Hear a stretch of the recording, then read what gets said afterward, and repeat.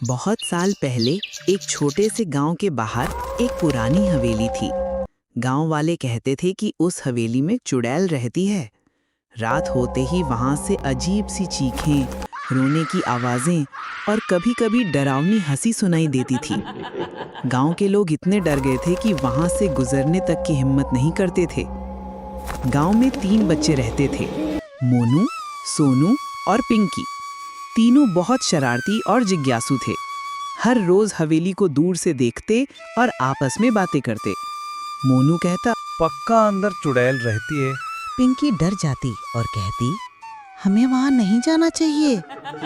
लेकिन सोनू सबसे बहादुर था, बोला, डरने से अच्छा है सच्चाई देखना। पिंकी तीनों ने तय कर लिया कि एक दिन हवेली में जाकर पता लगाएंगे। एक रात जब पूरा गांव सो रहा था, तीनों ने लालटेन उठाई और चुपके चुपके हवेली की ओर चल पड़े। हवेली का दरवाज़ा चर्र की आवाज़ के साथ खुला। अंदर हर जगह मकड़ी के जाले, टूटी खिड़कियाँ और धूल ही धूल थी। जैसे ही वे अंदर बढ़े, अचानक ठंडी हवा चली और उनकी लालटेन बुझ गई। तीनों डर के मारे एक दूसरे का हाथ पकड़कर खड़े हो गए। तभी अचानक हवेली के अंधेरे कोने से एक काली परछाई निकली। वह चुड़ैल थी। लंबे खुले बाल, लाल चमकती आँखें और भयानक आवाज़ में बोली, हाँ हाँ हाँ, कौन आया मेरी हवेली में? बच्चों के हाथ पांव कांपने लगे। मोनू बोला, हम तो बस देखने आए थे। चुड़ैल हंसी और फिर अचानक उसकी आवाज़ बदल गई। वह बोली, लोग मुझे चुड़ैल कहते हैं, पर असलियत कोई नहीं जानता। तीनों बच्चे हैरान रह गए। चुड़ैल ने आंसू भरी आंखों से कहा, सालों पहले मैं भी इंसान थी, इसी हवेली में रहती थी। गांव वालों ने मेरे ऊपर झूठा इल्ज़ाम लगाया कि मैं जादू टोना करती हूँ। उन्होंने मुझे सज़ा दी, मुझे जला दिया। तब से मेरी आत्मा यहीं कैद है। लोग मुझे बुरी कहते हैं, जबकि मैं कभी किसी का नुकसान नहीं करना चाहती थी। पिंकी की आंखों में आंसू आ गए।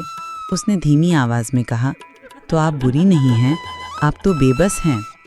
चुड़ैल ने कहा, हाँ बच्चों, मैं चाहती हूँ कि कोई मेरी सच्चाई सबको बताए, ताकि मेरी आत्मा को शांति मिले। अगले दिन बच्चों ने गांव में सबको सच बताया। पहले तो गांव वाले नहीं माने, लेकिन जब सब लोग हवेली में गए और दिया जलाकर प्रार्थना की, तो चुड़ैल फिर सामने आई। इस बार उसका चेहरा शांत और कोमल था।